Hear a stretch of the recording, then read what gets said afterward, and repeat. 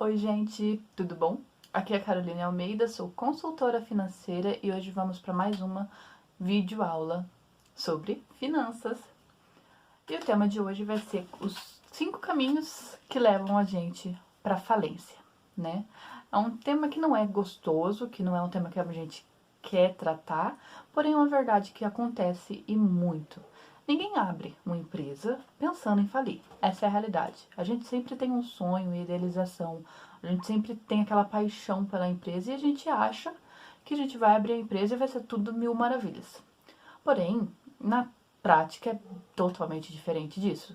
Basta ver os dados que o Sebrae tem para mostrar para a gente da taxa de mortalidade da empresa nos primeiros 2 anos. Mais do que a maioria das empresas que abrem, fecham nos primeiros 2 anos de exercício. E por que isso? Às vezes não é queda de faturamento, às vezes a culpa está dentro do próprio proprietário. Então é sobre isso que eu vou falar um pouquinho com vocês hoje, de a falência da empresa e o que a gente faz, o que nós como empreendedores podemos fazer para que aconteça isso. Então eu vou falar sobre isso para vocês evitarem de fazer, para que essa taxa de mortalidade de empresa diminua e a gente consiga prosperar e que a gente consiga fazer o nosso sonho realmente ir para frente. Então, a primeira das 5 que eu vou falar é a má administração. O que eu quero dizer com má administração de empresa? Estou dizendo que vocês têm que ter uma faculdade, têm que ser expert em finanças, em marketing, em contabilidade, em gestão empresarial para administrar uma empresa? Não. O que eu quero dizer é a parte administrativa da empresa, não querer abraçar o mundo com as pernas, né? Que é aquela coisa que você centraliza tudo dentro de você da gestão ali e toma decisões erradas. Então, por exemplo, a compra de um maquinário não pensado. Você viu um maquinário para a tua empresa e você acha que pode comprar isso e que a empresa tem liquidez para isso, você vai lá e executa a compra. Daí, com o tempo, você viu que isso acabou que consumiu todo o teu caixa e o faturamento não fez girar outro capital de giro e virou uma bola de neve. Quando você viu, você não tinha mais dinheiro e a má administração que você fez nessa decisão acabou que fez a empresa falir. Então, outro exemplo de má administração é não saber quanto que entra, né? Não saber fazer análise financeira da empresa é normal. Ninguém nasce sabendo finanças. Mas não saber dados básicos do faturamento, isso é um erro muito grande. Então, você precisa saber quantos que a tua empresa fatura, independente do porte dela. Se ela é grande, se ela é micro, se ela começou agora, se ela não tem venda recorrente. É muito importante você saber quantos que ela fatura. Então, você precisa saber o teu faturamento, você precisa saber quantos que você gasta. Você precisa saber quantos que custa para você ter esse faturamento. Você precisa saber fechar um caixa. Então, por exemplo, o que é fechar um caixa? É saber quantos que tinha de dinheiro no dia anterior, somar com a quantidade de vendas que teve no dia de hoje, subtrair pela quantidade de vendas no cartão e quantidade de saídas que teve no dia de hoje e dar o resultado. Esse resultado tem que bater com o dinheiro que você tem disponível. Então, é uma coisa básica e que a maioria das pessoas não fazem. Então, são coisinhas básicas da administração que a gente negligencia e que pode se tornar uma bola de neve. Então, é muito importante a gente ter atenção para esse detalhe. Então, outro erro de má administração que eu digo é, além de compra de maquinário, é levar o prolabore do proprietário com 3 meses de faturamento alto. Então, teve 3 meses seguidos de faturamento alto, o proprietário foi e tomou essa decisão de aumentar o teu próprio prolabore e quando viu a empresa não estava conseguindo pagar, né, essa situação. Então é uma má administração também. Então tem que tomar cuidado com isso também. Outro exemplo de má administração são diversos, na verdade. E além comprar sacolinha, então, tipo, não saber fazer gestão de custos. Então, você vai e compra um determinado sacolinha pro teu produto. Na cabeça da gente, a gente imagina, R$1 por produto de sacola é barato. Mas se você for ver na composição do seu preço, talvez ela saia muito caro. Então, isso vai consumindo as entradas do teu dinheiro. Então, você tem que ter o básico ali, de saber fazer a administração da tua empresa. Então, esse é um dos fatos que acontece. A má administração de empresa vai, consequentemente, te levar à falência.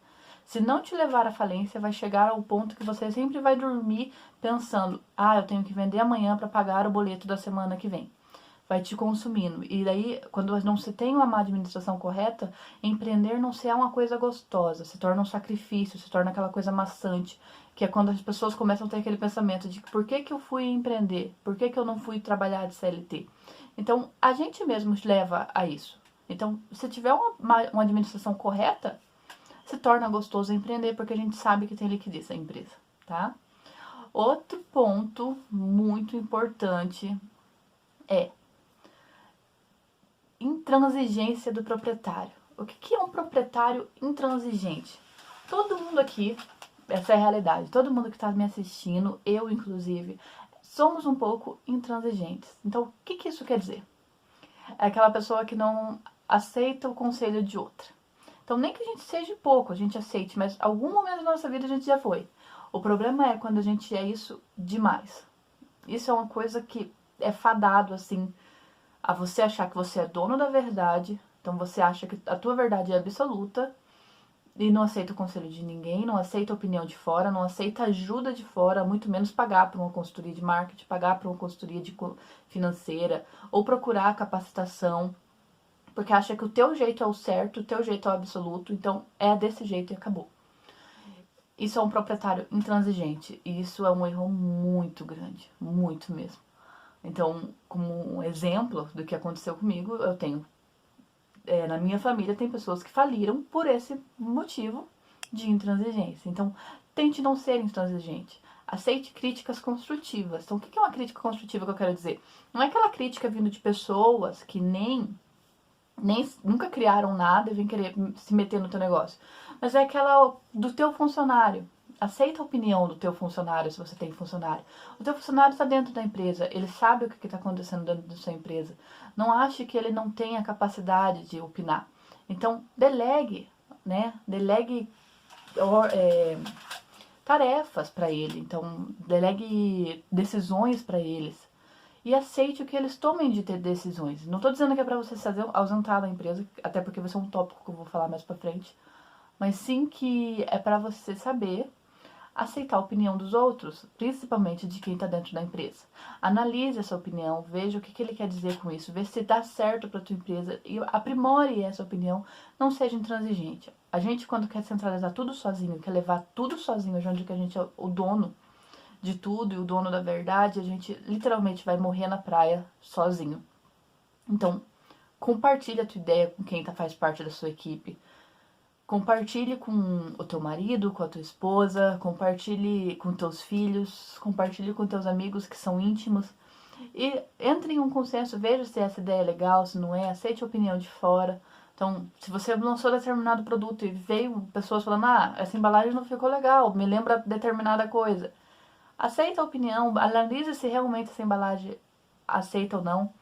Outra coisa importante para quem é proprietário intransigente e que leva ele ao fracasso, de falência, né? Não vou dizer fracasso, mas leva à falência, consequentemente, porque o faturamento vai caindo, ou o dinheiro vai sendo feito retirado em sangria e a hora que ele vê, ele não aguenta mais, a não ser que ele tenha um aporte financeiro muito grande.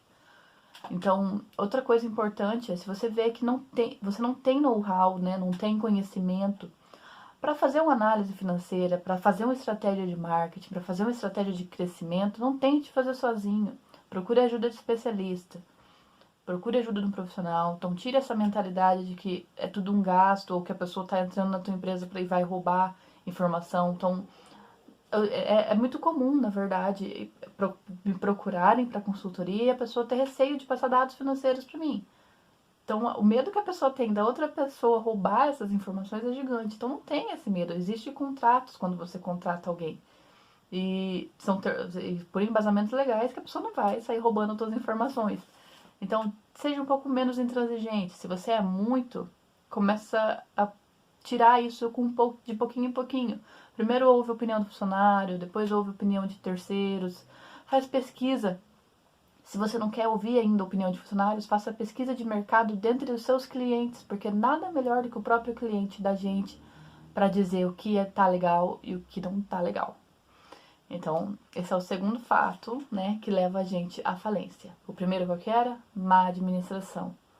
O segundo, proprietário intransigente. O terceiro fato que também não é menos importante, é negociação. Então, o que eu quero dizer? Que a pessoa que sabe negociar vai falir? Não. Não saber negociar. Então, você vai precisar ser um expert em negociação? Não. Mas você precisa saber negociar. Você precisa saber negociar a compra de um produto, você precisa saber negociar a venda de um produto. Então, quebra esse padrão. O brasileiro tem um padrão de achar que negociar é uma coisa ruim. Então, a gente já vem com uma xenofobia muito grande, que não é legal, de achar que turco passa a perna nos outros porque eles negociam. E não é verdade, isso tem que acabar, esse pensamento, porque é maravilhoso negociar. Então, o que eu quero dizer com negociar? Você vai comprar um produto, saiba pedir desconto, negocie, ofereça tantos, né? Contanto que seja um valor razoável. Não vá negociar, por exemplo, a pessoa está vendendo algo por 1.000, você vai e oferece 300. Não. Negocie com sabedoria. Então, negocie, barateie o custo do teu produto. Saiba colocar um preço legal no teu produto que você também tenha margem para negociar. Porque é super legal o cliente ir pedir desconto para você e querer negociar com você e você tem margem para negociar. É só você colocar no lugar do cliente. Se você vai no lugar, você pede desconto e a pessoa não te dá nenhum real de desconto, você vai indicar esse lugar para algum lugar? Para alguma pessoa? Não vai. Porque é totalmente absurdo a pessoa fazer uma margem de preço tão baixa, pro varejo eu digo, né? Que ela não tem margem nem para dar um desconto. Então, saiba fazer sua precificação para você conseguir negociar com o teu cliente final. Então, isso é muito importante mesmo. Pare com essa mania de achar que negociação é uma coisa chata, de ter vergonha para fazer negociação.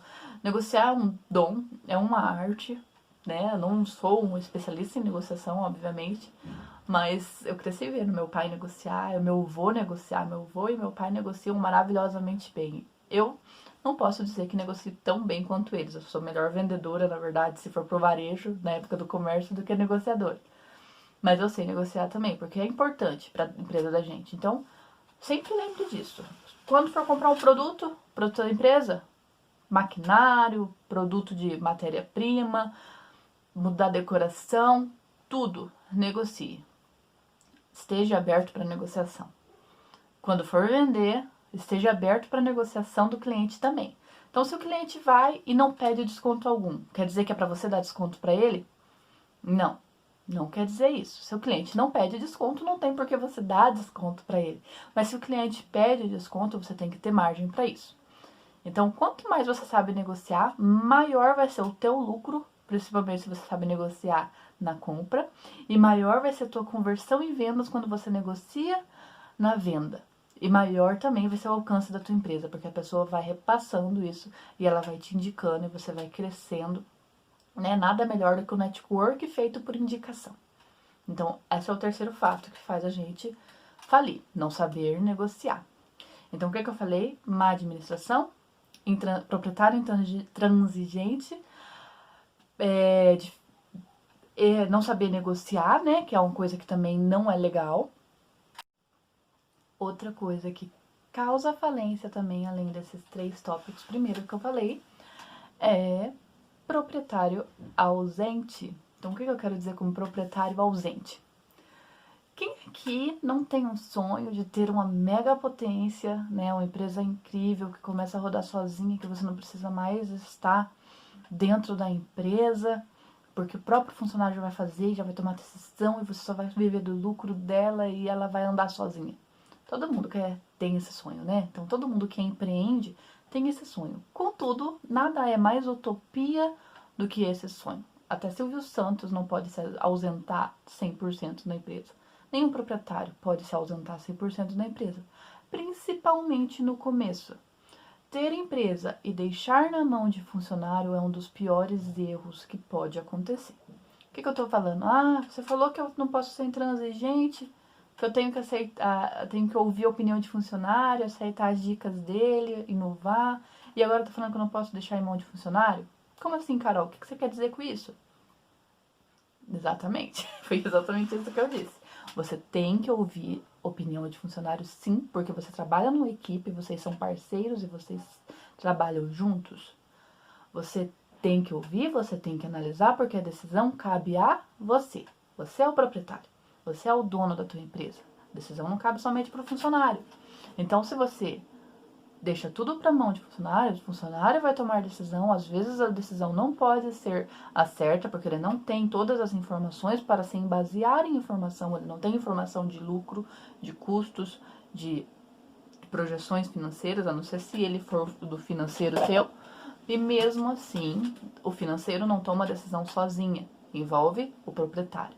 Então, esse é um ponto muito grande. Você precisa deixar de ser intransigente e ouvir a opinião e aceitar novas ideias. O que você não pode é deixar de tomar atitudes, tomar decisões. Então, o que tem muito, principalmente em microempresário? E viajar um mês e deixar na mão de funcionário. Deixar a empresa rodando na mão de funcionário, deixar a empresa para quem abrir, funcionário, deixar a empresa para quem fechar, funcionário. Ele só chega lá na hora do almoço, porque estava dormindo, ou por outro motivo, e quer daí ficar esse período e quer ir embora antes. E deixar para o funcionário ficar com a parte chata de abrir a empresa e fechar a empresa. Gente, isso é um erro tão grande, isso é tão comum, que vocês não têm nem noção. Então, não façam isso. Não façam isso. Se você tem a mentalidade de abrir uma empresa porque você só quer viver dos lucros dela e viver no bem bom depois, que é uma coisa legal, você pode ter esse direito. Não use o seu dinheiro em investimento para abrir uma empresa. Invista ele na bolsa de valores, que daí sim você vai viver de lucros. Você é acionista de uma empresa, você só vai colher os lucros dela. Você quer ter uma empresa, você quer ser empreendedor, você tem que fazer parte da tua empresa. Você tem que estar lá na hora de abrir, você tem que estar lá na hora de fechar, você tem que estar lá para tomar a decisão, você tem que estar lá para negociar, você tem que estar lá para fazer uma formação de preço e entender como você faz uma formação de preço. Por quê? Porque quando você deixa tudo na mão de funcionário, se o funcionário sai, você fica literalmente na mão, você não vai saber fazer. Então é a mesma coisa com a pessoa que tem um restaurante e não sabe cozinhar. Então, se algum dia o chefe de cozinha não falte, você vai fazer o quê?